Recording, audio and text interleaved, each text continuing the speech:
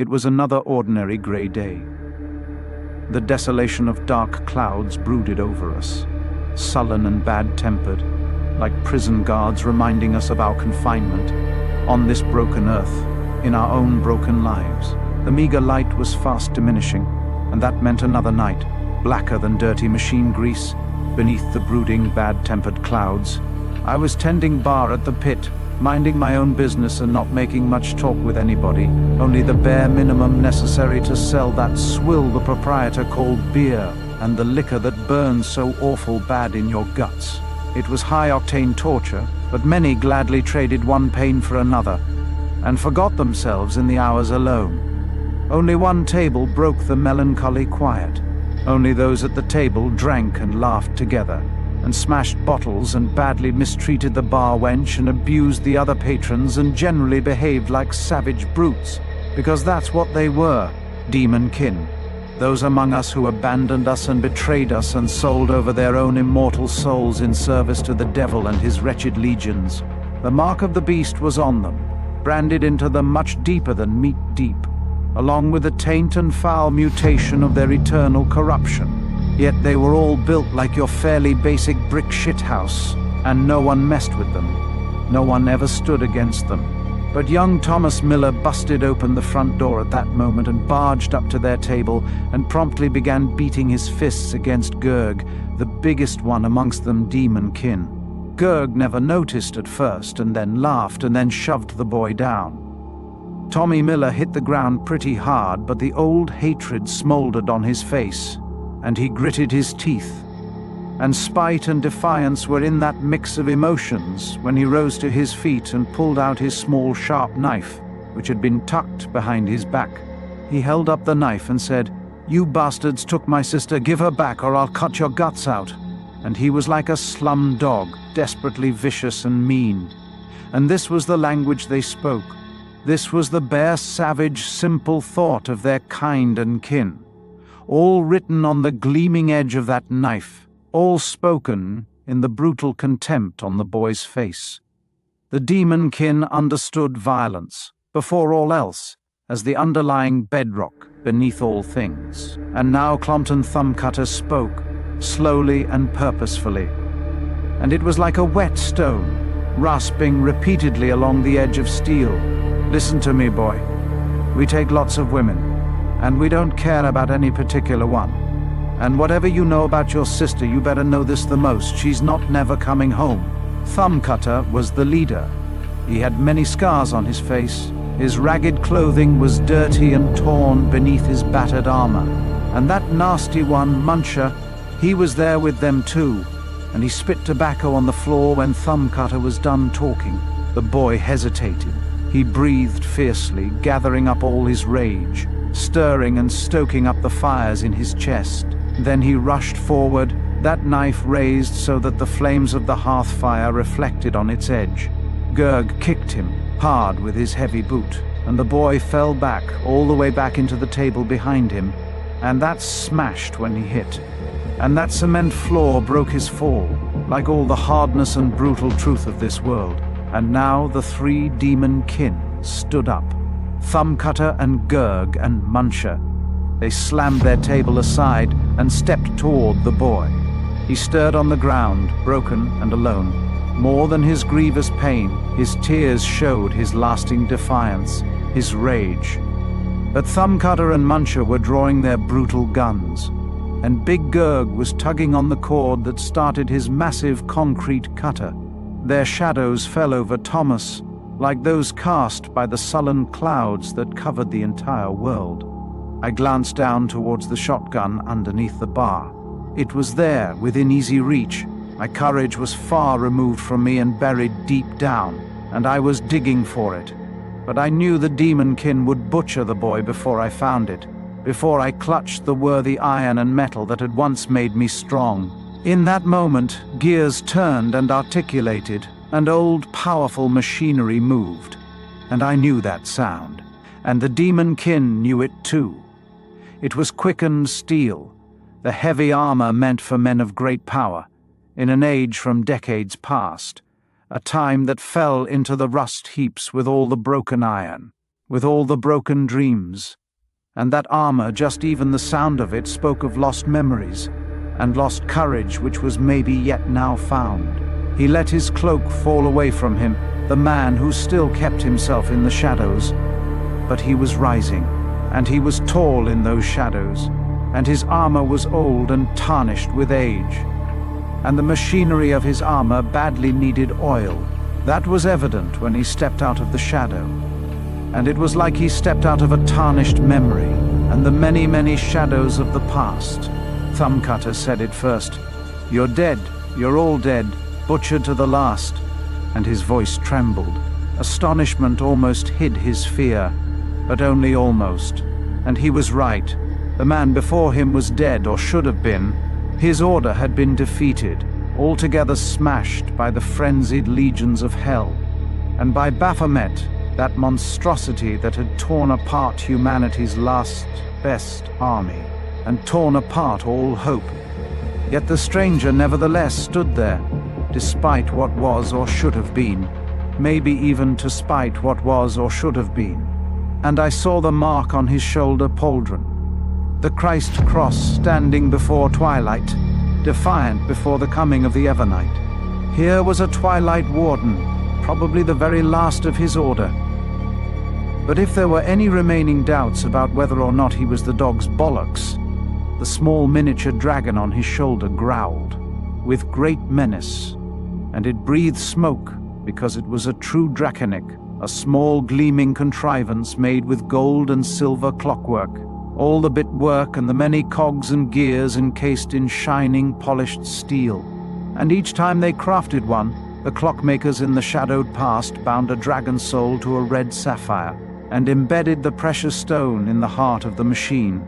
And in that strange process, the clockmakers forged a bond. The knight and his dragon were one soul, all bound spirit to steel.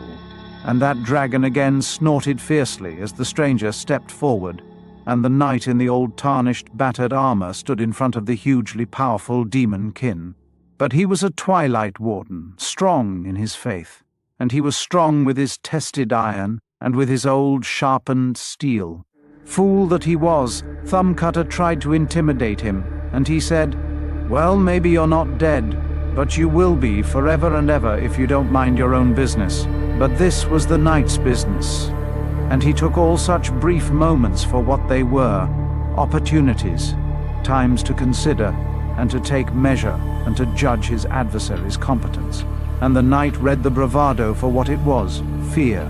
The knight's blade came loose from its scabbard, and Thumbcutter saw it come at him, yet the point of the sword drove all the way through him, through his rib cage and through his major internal organs, and he died with the blade stuck all the way through him. I don't know why he never moved, but maybe his courage was buried far and away from him, just like mine was, and now he was dead because of it. But the knight lost time, pulling his sword back out, more time than it maybe should have taken. There were things about that blade that were unknown to me, because truly it was liking where it was, like a maggot in meat, and that cost the knight his advantage, or it should have. Instead, Muncher and Gurg withdrew back away from the knight. Gurg still tugged on the starter cord, and the concrete cutter's motor still refused to start. Muncher shouted something profane, and that was the full and final extent of his cunning. But he raised and aimed his heavy gun and fired, and it boomed like almighty thunder inside the tavern. The knight had seen the moment coming, probably had already known it was coming before all the mayhem had actually started, and he let his armor take the bullet, and it just banged off thick, heavy steel. It was all one smooth motion for him, as he turned so that the pauldron had faced the gun, and the knight altogether turned once around, with his sword raised at neck level, and it made a whooshing sound as it cut through the air, and Muncher's head popped off, like a cap on an old beer bottle, and blood started rushing up and gushing up from the dead man's remains, as if someone had shaken up the beer bottle before popping off the cap. The knight stood now so that he was squarely facing Muncher, or what was left of him, The knight's move had neither been terribly swift nor particularly elegant, but another demonkin ceased to be any concern, and after a moment was falling dead to the ground like a sack of potatoes and dirt, and blood still poured from his corpse and emptied onto the cement floor. Nothing more than a mess on the floor, but all at once the concrete cutter's motor came roaring on, and that massive saw and its rending teeth were a blur as they cut through the space between the two men. It was now a roaring, noisy nightmare, that massive saw, and, to tell it truthfully, my ballsack shriveled with the terror of it. But there was still some fair distance between the knight and that keening, cutting saw, maybe about 5 feet. Without looking at Gurg, the knight clenched his fist and raised his outstretched arm so that it pointed straight at Gurg. That small mechanical dragon clenched with its claws to the knight's forearm, pointing straight and long like some antique shooting pistol, made with gleaming steel and inlaid with silver and burnished gold. And I saw my own abject perplexion mirrored back at me, showing on the dragon's polished scales, just before the dragon breathed out a jetting gout of fire, and my amazement immediately increased tenfold, because it had been 30 years since I'd seen anything like this. I was myself a veteran of the long war, but I'd never before been this close to a draconic, and never before seen one angry, nor never before felt the heat of its fire as it poured out. It was a noble creature, and an altogether terrible monstrosity, soul-bound to the night, like flesh to bone.